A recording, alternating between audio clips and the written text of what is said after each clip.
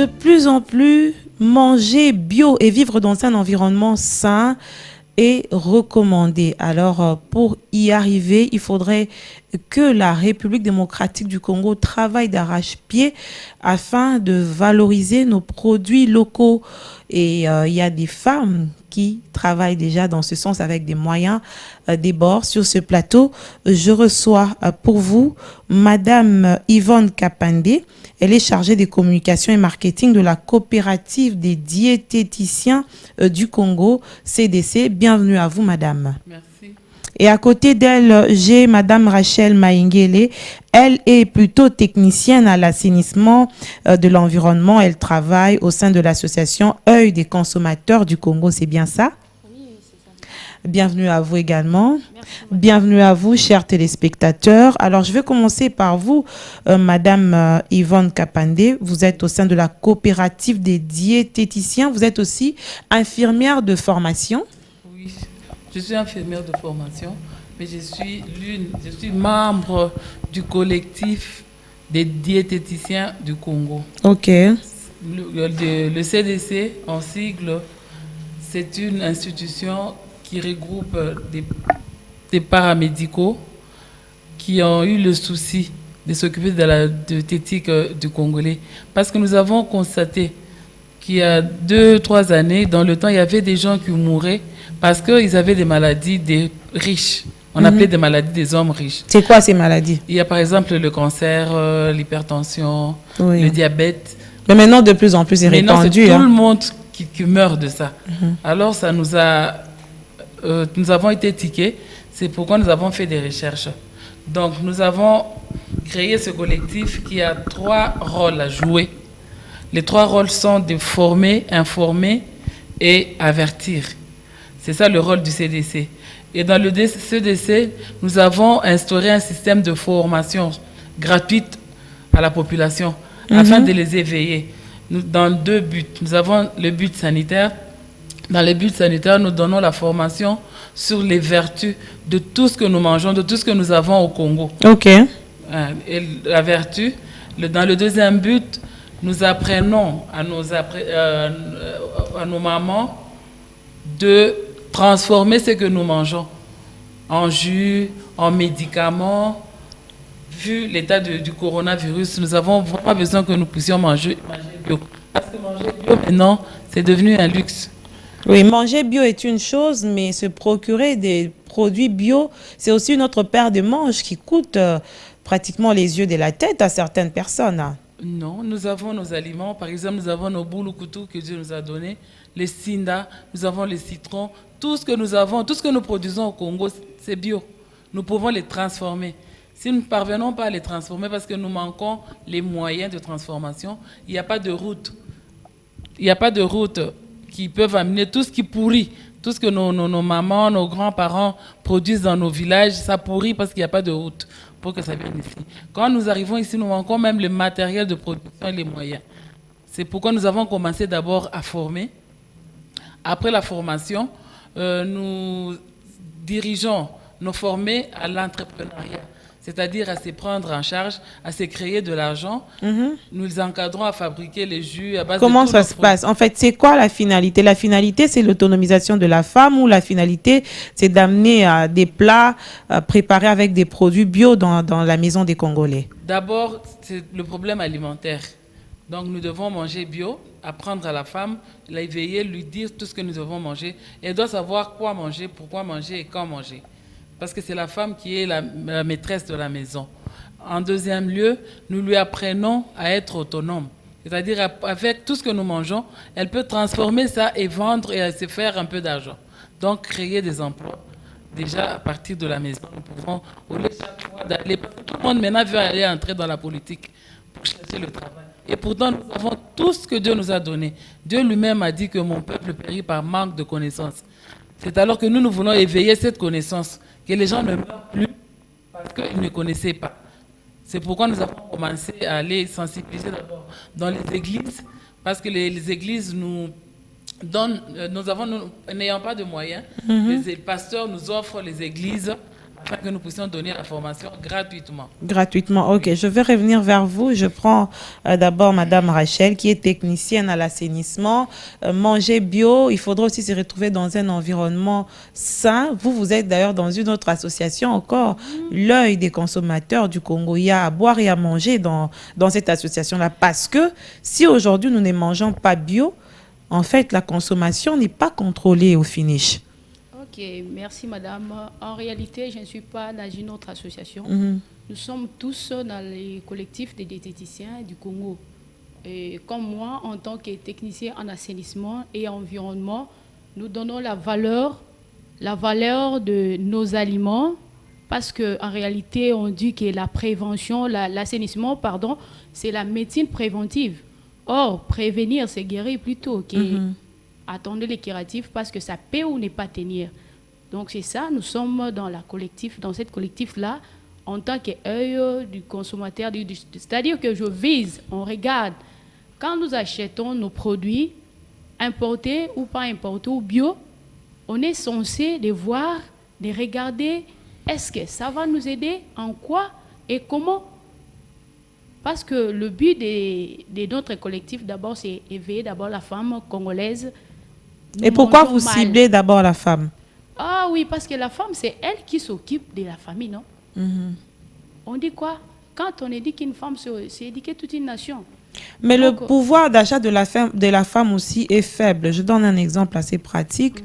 Par exemple, quand le papa laisse l'argent à la maison, on va aller dans un modèle très classique. On vous laisse par exemple 10 000 francs pour nourrir la famille, une famille de 4 personnes, 5 personnes. Quand vous commencez à avoir mal à la tête, on recourt à quoi? Aux produits qui coûtent moins cher. Ces produits qui coûtent moins cher, c'est évidemment les produits surgelés. Là, on a les cuisses, ça coûte moins cher que d'aller acheter par exemple un poulet vivant. Un poulet vivant, le moins cher, c'est peut-être à 16 000 francs. Vous voyez un peu les difficultés dans lesquelles ces femmes se retrouvent aujourd'hui et ne veulent pas trop réfléchir parce qu'au fini, c'est elle qui aura mal à la tête. Quelles sont les solutions pratiques que vous donnez à cette femme? La femme qui est par exemple ici en ville, elle n'ira pas faire le champ. Vous lui donnez quelle solution? Bien sûr, la femme n'aura pas d'abord le temps d'aller faire les champs. C'est pour cela, maman Yvonne venait de nous dire que nous apprenons d'abord à la femme à connaître d'abord le valeur d'abord thérapeutique de nos aliments que nous utilisons souvent en cuisine, tels que les ciboulettes, parce que ça, être pauvre ou riche, on est censé... On peut s'en procurer. Oui. Les oignons, par exemple, on utilise. Et or, à la place de recourir à nos produits chimiques tels que les cubes... Les cubes, oui. Donc, d'abord, éveiller la femme, ça c'est notre mission, d'éveiller d'abord la femme à comprendre les valeurs thérapeutiques de nos aliments. Et après, par exemple, une femme qui est déjà éveillée n'aura pas pensé à aller acheter des cuisses. Peut-être elle peut cultiver dans sa parcelle un peu de matembele et puis nourrir à sa famille. C'est moins coûteux quand même. On achète des matembele, on épile et valoriser quand même le tige là, le boutir et puis le semer encore. Donc avec moins d'argent, on peut manger bio si on a l'information. Avec moins d'argent, quand on est en formation, on connaît d'abord. Or, ce que maman vient de dire, mon peuple périt par faute de connaissances. Quand on a la connaissance en nous, j'espère qu'on n'aura pas affaire à beaucoup d'argent ou à quoi que ce soit. Parce que notre collectif, on dit qu'il faut que tout le monde ou la femme connaisse d'abord la valeur thérapeutique des aliments. Par exemple, je vais donner, mon enfant me réclame le jus. À la place de recourir au jus en plastique, je peux quand même acheter des oranges, des 300 francs par exemple, 500 francs, et lui donner encore les jus d'orange. Puis mieux, je connais que donc, en prenant ces jus-là, elle bénéficie, soit mon enfant bénéficie de vitamine C, qui est purement naturelle. Donc, c'est un peu ça, éviter plusieurs maladies qu'on connaît. Alors, maman Yvonne, nous, on va parler un peu du côté autonomisation de la femme. Derrière ces informations aussi se cache de l'argent. C'est vrai que les femmes sont informées qu'elles peuvent utiliser tel produit à la cuisine, elles peuvent utiliser tel produit à la cuisson. Mais au finish, si elles ont cet esprit d'entrepreneuriat à partir de ces informations, elles peuvent aussi devenir autonomes. Oui, elles peuvent devenir autonomes. Nous les encadrons Donc, après les avoir formés, nous créons des coopératives, des groupes entre nous. D'abord, nous finançons nous-mêmes. Avec le peu de moyens que nous avons, nous leur demandons de nous financer nous-mêmes. Comment ça s'organise? Des cotisations mensuelles? Des cotisations, oui. On dit que l'objectif, c'est d'atteindre, par exemple, $300. On est à autant, nous cotisons et nous créons une coopérative. Les gens, il y a ceux qui vont commencer à fabriquer les yaourts, la mayonnaise, les jus des fruits naturels. Il y a ceux qui vont fabriquer le cirage. Donc, nous faisons des coopératives comme ça entre nous. Et nous les accompagnons avec un entrepreneuriat avec INASBL, Africaï et tout. Oui. Comment faire l'étiquetage. Si vous avez fini, comment acheter les emballages et où aller vendre. Ok. Donc, c'est toute une procédure que vous avez mise en place pour pouvoir aider les femmes à pouvoir s'autonomiser. Aujourd'hui, avec la COVID-19, on a vu qu'il est important de recourir aux produits bio. Je me rappelle au tout début comment il y avait certains produits qui avaient même disparu du marché. Le Congo Bololo, par exemple, alors que c'est le Congo Bololo. Quand les gens passent avec le matin, personne ne fait fi à ça, alors que c'était très efficace pour certaines maladies. Qu'est-ce que vous pensez finalement de cet événement assez malheureux, mais qui donne aujourd'hui une opportunité à la valorisation de nos produits locaux? En tant que diététicienne, nous avons été enchantés. Parce que maintenant, comme nous ne recourons plus aux produits importés. On croyait qu'aller dans un supermarché avec un panier, c'était ça, manger bien. Mais avec le Covid, nous avons appris à consommer nos aliments. Et nous insistons à la formation. D'abord, nous donnons toutes les vertus de tout ce que nous mangeons. Ça prend combien de temps la formation? La formation prend 3 semaines. Ok. La partie théorique pendant 1 semaine. La partie pratique, nous leur montrons comment on fabrique 1 semaine. Et la 3e semaine, c'est la partie entrepreneuriat. Ok. Oui. Et ça se passe où? Actuellement, nous avons 3 sites de formation. Nous avons l'église d'abord, Montfleury. Nous avons l'église de Bégo Angara. Nous avons l'église Mont-Carmel, entrée Lembassou. C'est gratuit. Vous êtes sûr que c'est gratuit? La formation est gratuite. Mais... Ah, je savais qu'il y aura un mais. Non, il n'y a pas un mais parce que c'est une formation accélérée. Il faut un soubassement. Nous ne pouvons pas procurer aussi des soubassements parce qu'il doit y avoir des petits syllabus qui vont garder toute leur vie. Parce que quand on apprend accéléré, à la maison, la maman, si elle commence à fabriquer, elle doit recourir à ces documents. Elle regarde, fabriquer le savon, il me fait quoi? Elle regarde. Au fur et à mesure, parce que nous ne serons pas là tous les jours, au fur et à mesure qu'elle voit, qu'elle fabrique, elle retient. Ok. Oui. C'est juste pour l'impression de son syllabus, de ce que nous donnons. Alors, Madame Rachel, vous insistez aussi sur l'environnement. J'aimerais quand même qu'on puisse y revenir. Le rôle de la femme, c'est quoi dans cette histoire d'assainissement? Parce que on voit qu'au finish, quand il y a des problèmes, souvent on recourt aussi à la sensibilisation de la femme d'abord pour rendre salubre son milieu habituel, par exemple. Oui, parce que nous disons d'abord, selon les définitions de l'assainissement, l'assainissement, c'est l'ensemble de toute activité visant à améliorer les conditions de vie dans notre environnement. Par exemple, parce qu'aujourd'hui, les gens pensent que parler de l'assainissement, c'est balayer la rue. Oui. Or que non, ce n'est pas ça l'assainissement. Je peux parler par exemple, de revaloriser nos plantes. Parce que l'environnement nous recommande aujourd'hui, lorsque j'abats un arbre, je dois encore planter 2 ou 3. Pourquoi? Parce que dans l'environnement, aujourd'hui, on a connu des disparitions de certaines espèces que nous, peut-être nos futurs enfants, n'auront plus à connaître. Par exemple, à la maison, vous pouvez demander aux enfants s'ils connaissent la goyave. Il y a certains enfants qui ne le connaissent pas. Moi, je ne pense pas d'ailleurs que mon enfant puisse connaître la goyave. Ah oui. Avec la goyave a beaucoup de vitamines, beaucoup de vertus en elle. Surtout les feuilles des goyaves. Vraiment. Le feuille des goyaves, la pulpe de goyave.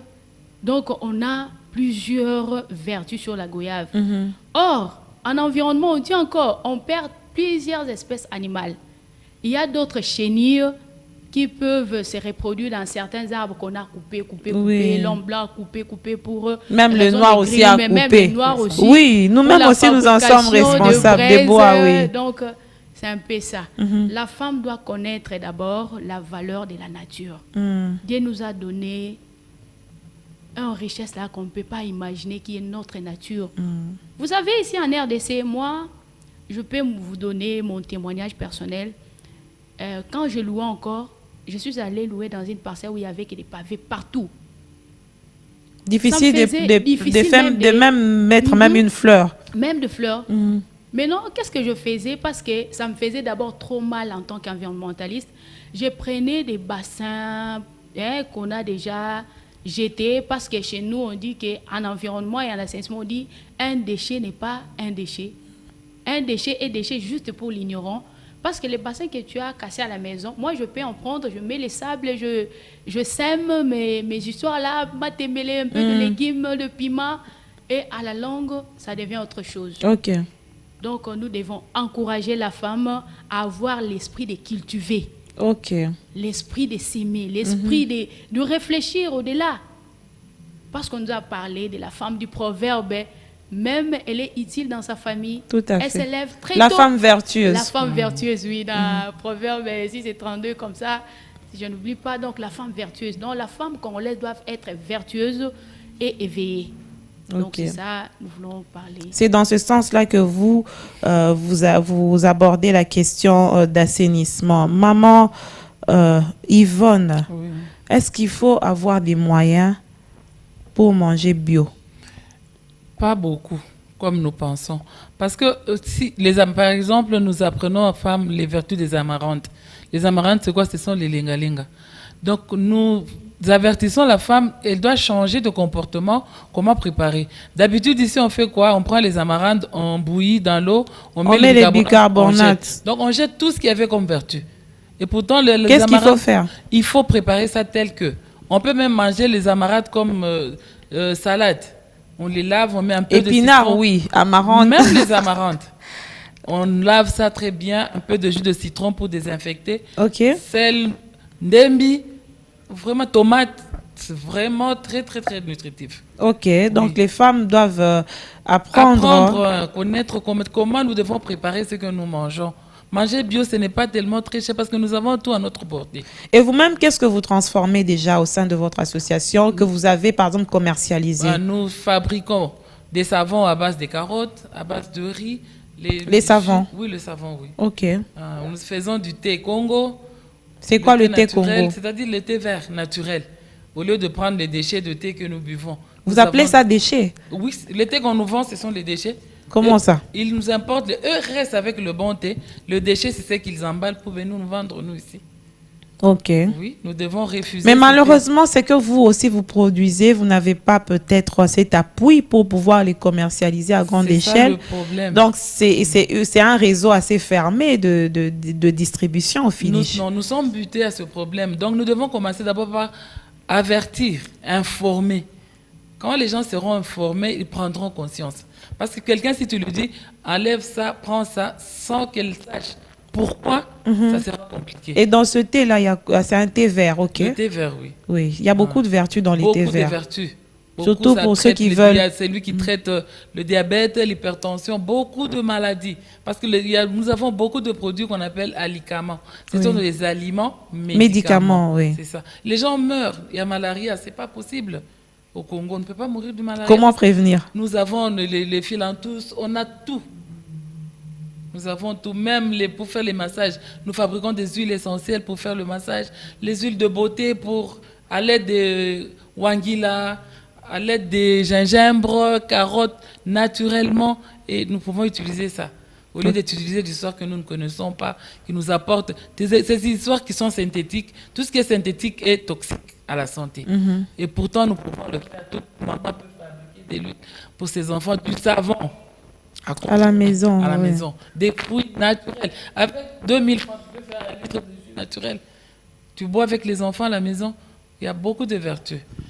Ça, c'est très important. Comme on l'a dit tout à l'heure, le manque de connaissances peut tuer. Oui. Alors, Madame Rachel, Est-ce que aujourd'hui on peut dire que avec ce que vous avez déjà transmis comme information à certaines femmes, vous sentez de plus en plus qu'il y a ce changement de comportement en fait. Les femmes commencent à s'adapter, à vouloir changer notre régime alimentaire à la maison, à pouvoir petit à petit mettre sur nos assiettes des aliments bio. Oui, je dirais que c'est oui, on s'y tient même, parce que moi-même j'en suis preuve. Quand j'ai acquis la connaissance, je suis parvenue même à éduquer ma maison, comment préparer, comment manger et quand manger même. Et discipliner même les enfants. C'est-à-dire quoi, quand manger? Quand manger, c'est-à-dire que nous avons des sortes d'aliments. Nous avons des aliments lourds et les aliments légers. Donc, c'est-à-dire que les matins, on ne peut pas prendre des aliments lourds. Soit des aliments qui sont, par exemple, vous sortez le matin, vous prenez un gros badi pour dire que non, on a kangi liboumou. La kangi journée. La kangi journée. Vous sortez, vous promenez avec beaucoup de charges dans votre ventre, c'est pas bon. C'est ça que chez nous, nous conseillons d'abord, les matins, quand vous vous levez en jeûne, vous prenez d'abord de l'eau alcaline. Vous prenez d'abord de l'eau alcaline et puis 45 minutes après, vous pouvez prendre votre déjeuner, vous provenez. Ok. Et peut-être les dîners, vous pouvez prendre vos repas lourds tels que le riz, les badis. Et puis les soirs, on ne prend pas des repas lourds.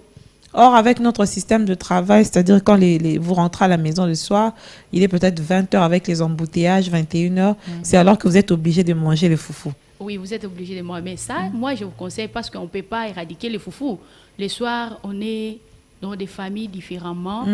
Donc, on ne peut pas éradiquer le foufou. Quand vous prenez votre foufou les soirs, quand vous revenez, recourez à l'eau alcaline. L'eau alcaline, c'est-à-dire que vous prenez une tasse de l'eau tiède, un peu de jus de citron, comme ça vous prenez. Ça va accompagner votre digestion jusqu'au grand matin. Ok. Ah, ça, c'est très important. Quelles sont les difficultés que vous rencontrez, maman?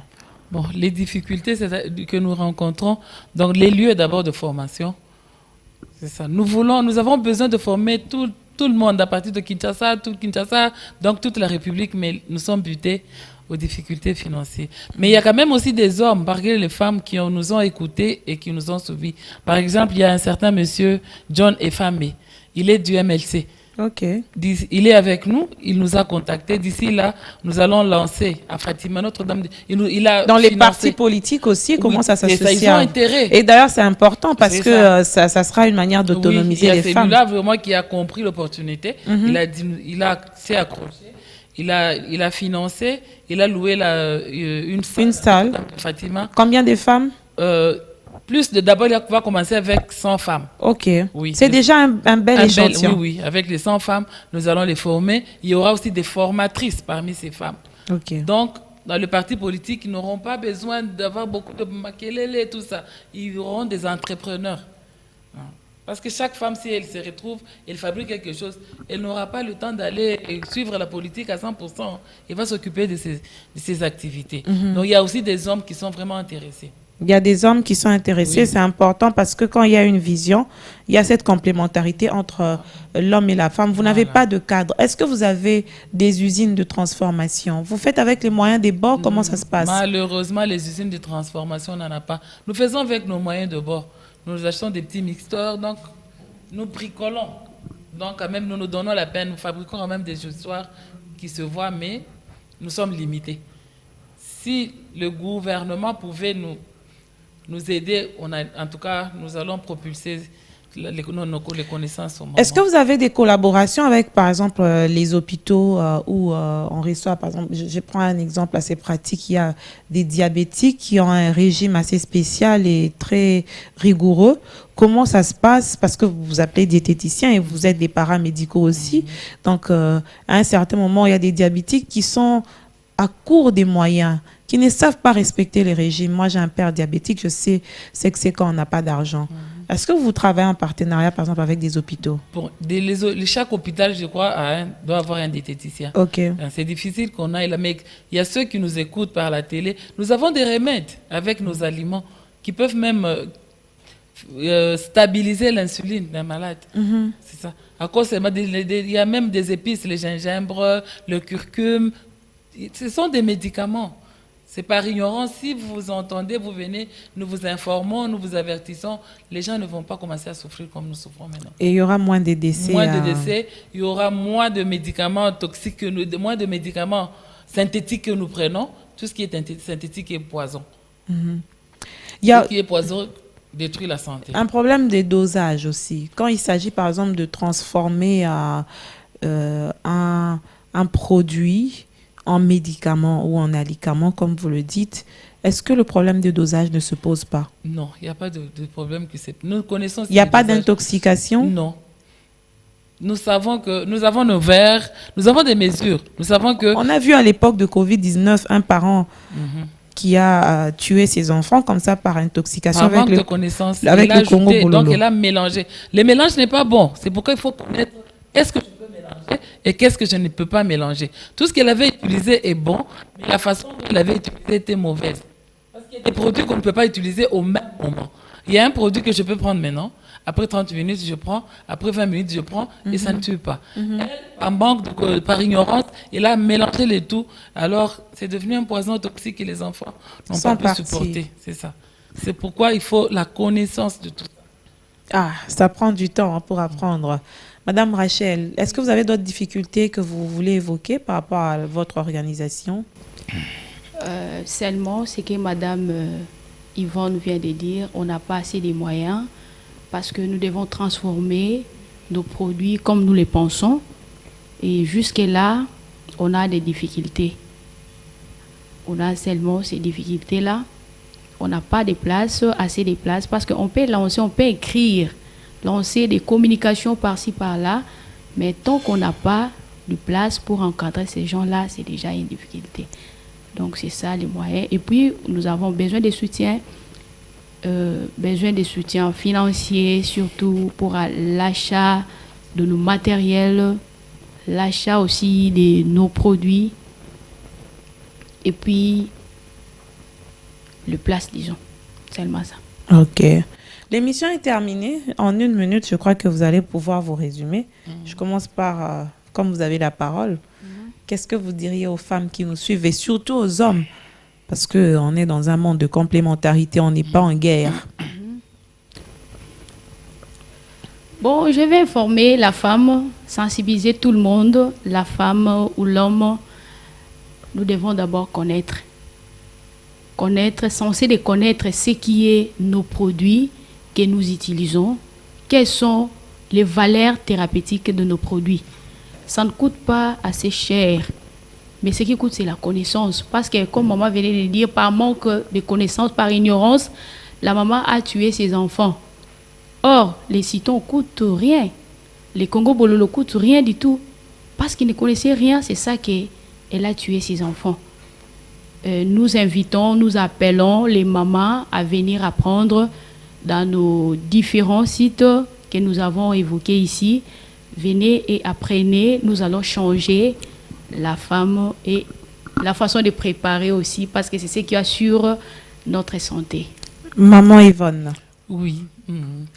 Bon, nous appelons nos mamans de venir apprendre. Parce que en formant, nous aussi, nous apprenons. Qu'elles viennent. Nous avons 2 contacts. Si elles veulent nous voir, elles peuvent nous appeler au numéro plus 243 970 66 0 218 et au numéro plus 243 97 22 920 90 et mon numéro c'est le plus 243 97 70 29 436. Nous avons nos bureaux. Nous avons un bureau sur l'avenue Tombalbaye à l'immeuble Zeka à la commune de Gombe, 2e étage à Gombe. C'est là que vous pouvez. C'est là que se retrouve votre siège. Alors, Oui. quoi de plus normal que vous puissiez donner votre numéro? C'est vous qui s'occupez de la communication et du marketing. Cette émission est finie. Ça a été un réel plaisir pour nous de vous recevoir, surtout que vous avez donné des informations très, très importante pour notre bien-être. Le bien-être sous-entend notre santé mentale, notre santé physique, tout ce qui concerne en fait notre corps. C'est possible de nous maintenir en bonne santé à moindre coût, avec juste un peu de connaissances comme nos mamans l'ont évoqué ici dans cette émission. Et pour tout ça, la femme a une grande responsabilité à jouer, surtout par rapport à l'alimentation au sein des familles. On sait combien nous comptons sur la femme pour pouvoir changer nos mauvaises habitudes en bonnes habitudes, afin de pouvoir aussi lutter contre toutes ces maladies qui nous guettent au quotidien ici en RDC. C'est possible avec peu de moyens. Les mamans ont insisté au cours de cette émission. Moi, je vous retrouve très bientôt, je crois la semaine prochaine, avec des nouveaux visages ou un nouveau visage d'une femme qui viendra nous parler de ce qu'elle fait par rapport à son rôle, ce qu'elle joue comme rôle dans la société. C'est toujours important de nous écouter les uns les autres. C'est aussi ça le rôle de cette émission. Merci, à bientôt.